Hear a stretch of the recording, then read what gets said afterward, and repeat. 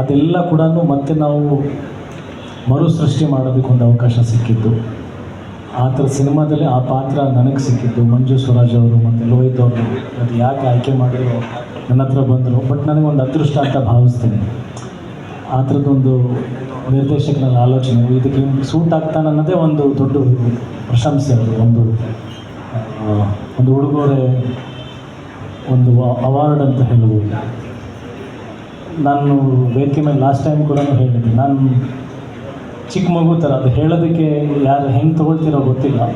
But ಒಂದು fantasy, ಒಂದು super man, spider man, ಒಂದು ಆ ಥರದ್ದೊಂದು ಬಟ್ಟೆ ಹಾಕೊಂಡ್ರೆ ಒಂದು ಪವರ್ಸ್ ಹೆಂಗೆ ಬರುತ್ತೆ ನನಗೆ ಆ ಕಾಲದಲ್ಲಿ. ಅಂದರೆ ಕ್ಯಾಮ್ರಾ ಮುಂದೆ ನಿಂತ್ಕೊಂಡು ಆ ಥರ ಕಾಸ್ಟ್ಯೂಮ್ಸ್ ಹಾಕೊಂಡು, ಆ ಥರ ಮೇಕಪ್ ಹಾಕ್ಕೊಂಡು, ಆ ಥರದ್ದು ಡೈಲಾಗ್ಸ್, ಆ ಥರದ್ದು ಒಂದು ವರ್ಲ್ಡಲ್ಲಿ ಆ್ಯಕ್ಟ್ ಮಾಡಬೇಕಾದ್ರೆ ಅಣ್ಣವ್ರ ಥರ, ವಿಷ್ಣು ಸರ್ ಥರ ನಾನು ಫೀಲ್ ಮಾಡ್ಕೊಳ್ತಾ ಇದ್ದಾರೆ.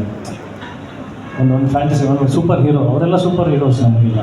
ಸೊ ಅವ್ರ ಥರ ನಾನು ಆಗಿದ್ದೀನಿ ನನ್ನ ಹತ್ರ ಒಂದು ಒಳಗಡೆ ಒಂದು ಭ್ರಮೆ, ಒಂದು ಫೀಲಿಂಗ್. ಸೊ ಆ ಒಂದು ಖುಷಿ ಒಂದು ಚಿಕ್ಕ ಮಗುಗೆ ಒಂದು ಕೊಟ್ಟಿರ್ತಕ್ಕಂಥ ಒಂದು ಅವಕಾಶ ಅದು. ಬಹಳ ಎಂಜಾಯ್ ಮಾಡಿದ್ದೀನಿ. ಆ್ಯಂಡ್ ವ್ಯಾಲೆಂಟೈನ್ಸ್ ಡೇ, ಪ್ರೇಮಿಗಳ ದಿನಾಚರಣೆ ಪ್ರಯುಕ್ತ ಒಂದು ಪ್ರೀತಿಯ ವಾತಾವರಣ ಸೃಷ್ಟಿಯಾಗಿರೋಂಥ ಟೈಮಲ್ಲಿ ನಮ್ಮ ಸಿನಿಮಾ ರಿಲೀಸ್ ಆಗ್ತಾ ಇದೆ. ಈ ಸಿನಿಮಾನೂ ಒಂದು ಪ್ರೀತಿಯ ಸಂದೇಶ ಕೊಡುತ್ತೆ. ಕಪಲ್ಸಿಗೆ, ಹೊಸದಾಗಿ ಮದುವೆ ಆಗಬೇಕಂತಿರೋರಿಗೆ, ಮದುವೆ ಆಗೋರು, ಪ್ರೇಮಿಗಳಿಗೆ ಈ ಸಿನಿಮಾ ನೋಡಿದಾಗ ಬಹಳನೇ ಒಂದು ಖುಷಿ ಕೊಡುತ್ತೆ. ಎಲ್ಲೋ ಒಂದು ಕಡೆ ಪ್ರೀತಿ ಬಗ್ಗೆ ಇನ್ನೊಂಚೂರು ಇನ್ಸ್ಪೈರ್ ಮಾಡುತ್ತೆ. ಅವತ್ತು ರವಿ ಸರ್ ಪ್ರೇಮಲೋಕದ್ದು ಒಂದು ಇನ್ಸ್ಪಿರೇಷನ್ ಕೊಟ್ಟಿದ್ದರು. ಗೊತ್ತಿಲ್ಲ ಅಷ್ಟು, ಅಂದರೆ ನಮ್ಮೆಲ್ಲರದ್ದು ಒಂದು ಪ್ರಯತ್ನ, ಒಂದು ಬಯಕೆ ಸಿನಿಮಾ ಮೇಕರ್ಸ್ ಆಗಿರುತ್ತೆ ಆ ಥರದ್ದು ಒಂದು ಮ್ಯಾಜಿಕ್ ಸೃಷ್ಟಿ ಮಾಡಬೇಕು ಅಂತ. ಸೊ ಸರಳ ಸುಬ್ಬರಾವ್ ಇನಿಟ್ಸ್ ಓನ್ ವೇ, ಅದರದ್ದೇ ಆದಂಥ ಒಂದು ತಾಕತ್ತು, ಅದರದ್ದೇ ಆದಂಥ ಒಂದು ಶಕ್ತಿನಲ್ಲಿ ಒಂದು ಪ್ರೇಮವನ್ನು, ಒಂದು ಸಂದೇಶವನ್ನು ಕೊಡುತ್ತೆ. ನಾನು ಖುಷಿಯಾಗಿದ್ದೀನಿ, ನಾನು ಕಾತುರದಿಂದ ಕಾಯ್ತಿದ್ದೀನಿ. ಯಾಕಂದರೆ ಬಹಳಷ್ಟು ವರ್ಷಗಳ ಶ್ರಮ ಇವತ್ತು ತೆರೆ ಮೇಲೆ ಬರುವಂಥ ಸಂದರ್ಭ, ಕಾಲ ಕೂಡಿ ಬರ್ತಾ ಇದೆ. ಕಾಯ್ತಾಗಿದ್ದೀನಿ ತಾವೆಲ್ಲರೂ ಆಶೀರ್ವಾದ ಮಾಡಬೇಕು, ಪ್ರೇಕ್ಷಕರು ಬಂದು ಥಿಯೇಟ್ರಲ್ಲಿ ಸಿನಿಮಾ ನೋಡಬೇಕು, ಜನ ತುಂಬಿರ್ತಕ್ಕಂಥ ಚಿತ್ರಮಂದಿರಗಳನ್ನು ನಾನು ನೋಡಬೇಕು. ಆ ಥರದ್ದೊಂದು ಆಸೆಗಳಲ್ಲಿ, ಒಂದು ಕನಸಲ್ಲಿದ್ದೀನಿ. 12ನೇ ತಾರೀಕು ಸರಳ ಸುಬ್ಬರಾವ್ ಸಿನಿಮಾ ಬರ್ತಾ ಇದೆ. ಎಲ್ಲರೂ ನೋಡಿ ಆನಂದಿಸಿ, ನಮ್ಮನ್ನು ಆಶೀರ್ವದಿಸಿ ಅಂತ ಕೇಳ್ಕೊಳ್ತೀನಿ. Thank you so much. I would just say this movie is all about love that was pure and divine, and that is what is missing in today's era. So maybe you can't experience that in your personal life, so why don't we all go and watch it in theaters to experience that on screen. And I truly believe that love is all about souls getting connected to each other. That used to happen in that era, but now it's lacking. So just to get it back and just to experience that, everybody should go and watch it in theaters. That's it. Thank you so much. Hope you like the trailer. Thank you. ಅದೇ ಇವಾಗ theatre release ಆಗುತ್ತೆ, ಅಲ್ಲಿ ನೋಡಿ ಜನ ಮೆಚ್ತಾರೆ ಅನ್ನೋ ಥರದ ಅಂದ್ಕೊಂಡಿದ್ದೀವಿ. ಏಕಂತಂದರೆ ಸಿಕ್ಕಾಪಟ್ಟೆ ಒಳ್ಳೆ ಸಿನಿಮಾ. ಇವತ್ತು ಫ್ಯಾಮಿಲಿಗೆ ಏನು ಬೇಕು ಅದ್ರದ್ದು ಎಲ್ಲ ಹೂರ್ಣನ ಹಾಕಿ ಮಾಡಿರುವಂಥ ಸಿನಿಮಾ. ಇದರಿಂದ ಆ್ಯಕ್ಚುಲಿ ಹಂಗೆ ನೋಡಿದ್ರೆ ಪ್ರೊಡ್ಯೂಸರ್ದು ಸಿಕ್ಕಾಪಟ್ಟೆ ಶ್ರಮ ಇದೆ. ಈ ಸಿನಿಮಾ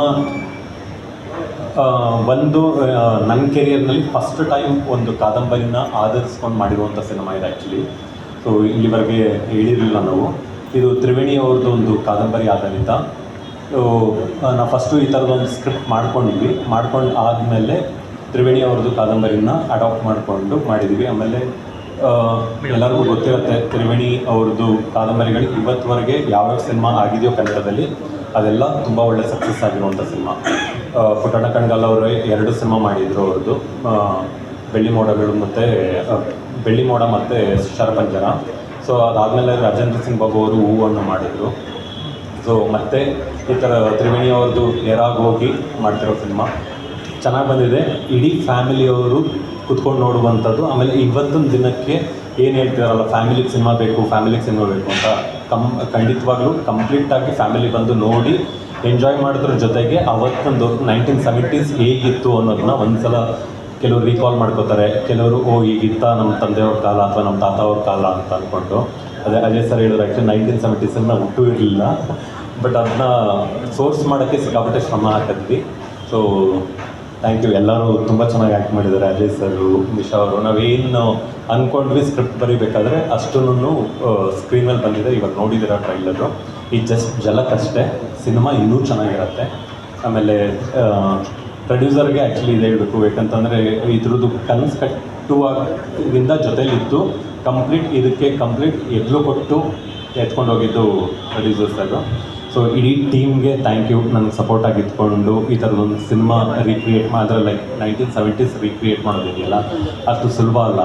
ಆಮೇಲೆ ನನಗೆ ತೋಚಿರೋ ಪ್ರಕಾರ ಇಲ್ಲಿವರೆಗೆ ರೆಟ್ರೋ ಸಬ್ಜೆಕ್ಟ್ಸ್ ಅಂದಾಗ ನಾವು ಮ್ಯಾಕ್ಸಿಮಮ್ ಆ್ಯಕ್ಷನ್ ಬೇಸ್ಗೆ ಹೋಗ್ತಾ ಇದ್ವಿ. ಆ್ಯಕ್ಚುಲಿ ಫಸ್ಟು ಟೈಮ್ ಒಂದು ಲವ್ನ ರೀಕ್ರಿಯೇಟ್ ಮಾಡೋದಿದೆಯಲ್ಲ, ಆ್ಯಕ್ಷನ್ ಕ್ರಿಯೇಟ್ ಮಾಡೋದು 100% ಕಷ್ಟ, ಬಟ್ ಲವ್ ಕ್ರಿಯೇಟ್ ಮಾಡೋದು ಅದಕ್ಕಿಂತ ಸಿಕ್ಕಾಪಟ್ಟೆ ಕಷ್ಟ ಆ್ಯಕ್ಚುಲಿ. ಸೊ ಚೆನ್ನಾಗಿ ಬಂದಿದೆ, ಡೆಫಿನೆಟ್ಲಿ ಎಲ್ಲರೂ ಎಂಜಾಯ್ ಮಾಡ್ತಾರೆ. Thank you so much. ಇವ್ರ ಹೈಟಿಗೆ ಮ್ಯಾಚ್ ಮಾಡಿದ್ದೇನೆ ಅಂದ್ಕೊಬೇಡಿ, ಕೆಳಗಡೆ ತೋರಿಸ್ಬೇಡಿ, ಸ್ಟೂಲೆಲ್ಲ. ನನಗೆ ಸಾಕಷ್ಟು ಸಿನಿಮಾಗಳು ಖುಷಿಯಿಂದ ಮಾಡ್ತಿರ್ತೀವಿ, ಆದರೆ ಕೆಲವು ಸಿನಿಮಾಗಳು ಮಾತ್ರ ಸ್ಪೆಷಲ್ ಅನಿಸುತ್ತೆ, ನಮ್ಗೆ ಇಷ್ಟ ಆಗುತ್ತೆ. ಅದರಲ್ಲಿ ಈ ಸಿನಿಮಾ ಕೂಡ ಅಷ್ಟೇ. ನನ್ನ ಜೀವನದಲ್ಲಿ ಒಂದು ತುಂಬ ಹತ್ತಿರವಾದಂಥ ಸಿನಿಮಾ, ಕಾಯ್ತಾ ಇರುವಂಥ ಸಿನಿಮಾ. ಹಾಗೆಯೇ ಈ ಸಿನಿಮಾದಲ್ಲಿ 3 ಜನ ಪರ್ಫೆಕ್ಷನಿಸ್ಟ್ ಅಂತೀನಿ ನಾನು. ಅದರಲ್ಲಿ ಮಂಜು ಸ್ವರಾಜ್ ಅವರು ಏನು ಮಾಡಿದ್ರು ಒಂದು ವಿಶೇಷತೆ. ಯಾವುದೇ ಸಿನಿಮಾ ತೊಗೊಳ್ಳಿ ನೀವು ಅವ್ರದ್ದು, ಅದರಲ್ಲೊಂದು ಸ್ಪೆಷಾಲಿಟಿ ಇದೆ. ಸುಮ್ಮನೆ ಏನೋ ಹೋಗಿ ಮಾಡಿ ಬಂದಂತಹ ಅಲ್ಲ, ಅದರಿಂದ ಸಾಕಷ್ಟು ವರ್ಕ್ ಮಾಡಿ ಮಾಡುವಂತಹ ಸಿನಿಮಾ ಮಂಜು ಸ್ವರಾಜ್ ಅವ್ರದ್ದು. ಹಾಗಾಗಿ ಅವರದ್ದು ತುಂಬ ಸ್ಪೆಷಲ್ ಅನಿಸ್ತಾರೆ. ಇನ್ನು ಅಜಯ್ ರಾವ್ ಸರ್ ನಮ್ಗೆ ಗೊತ್ತಿದೆ, one of the perfectionist. Sir ನಿಮ್ಮನ್ನು ನೋಡಿದಾಗೆಲ್ಲ ಖುಷಿ ಆಗುತ್ತೆ. ಅಂದರೆ ನೀವು ಈಸಿಯಾಗಿ ಯಾವುದನ್ನು ಸ್ವೀಕಾರ ಮಾಡಲ್ಲ. ಇದು ಕೂಡ ಅಷ್ಟೇ, ತುಂಬ ಅದರಿಂದ ಶ್ರಮ ಹಾಕಿದ್ದೀರಿ. ನಿಮ್ಮ ಶ್ರಮಕ್ಕೆ ತಕ್ಕ ಪ್ರತಿಫಲ ಸಿಗುತ್ತೆ ಅಂತ ನಾವೆಲ್ಲ ಎಕ್ಸ್ಪೆಕ್ಟ್ ಮಾಡ್ತಾಯಿದ್ದೀವಿ. ಇನ್ನು ಹೊಸದಾಗಿ ಬಂದರೂ ಕೂಡ ಲೋಹಿತ್ ಸರ್ ಒಬ್ಬ ನಿಮಗೆ ಗೊತ್ತಾಗ್ತಾ ಇದೆ, ಅವ್ರು ಏನು ಮಾಡಿದ್ರು ಒಂದು ಪ್ಯಾಷನೇಟಾಗಿ ಮಾಡ್ತಾರೆ. ಆ ನಿಟ್ಟಿನಲ್ಲಿ ಇವತ್ತಿನ ಚಿತ್ರರಂಗಕ್ಕೆ ಇಂತಹ ಒಬ್ಬ ನಿರ್ಮಾಪಕರು ಬೇಕು ಅನಿಸುತ್ತೆ. ಖಂಡಿತ ನೀವು ಸಾಕಷ್ಟು ಜನಕ್ಕೆ ಮಾದರಿಯಾಗಿದ್ದೀರಾ sir. You are inspiring to all upcoming producers. So ಹೀಗೆ ಮುಂದುವರಿಯಿರಿ ಅಂತ ಕೇಳ್ಕೊಳ್ತಾ, ನನಗೆ ಅವಕಾಶ ಕೊಟ್ಟಿದ್ದಕ್ಕೆ ಧನ್ಯವಾದ. ಮಾಧ್ಯಮದವರಿಗೆಲ್ಲ ಧನ್ಯವಾದಗಳು ಹೇಳ್ತೀನಿ. Thank you.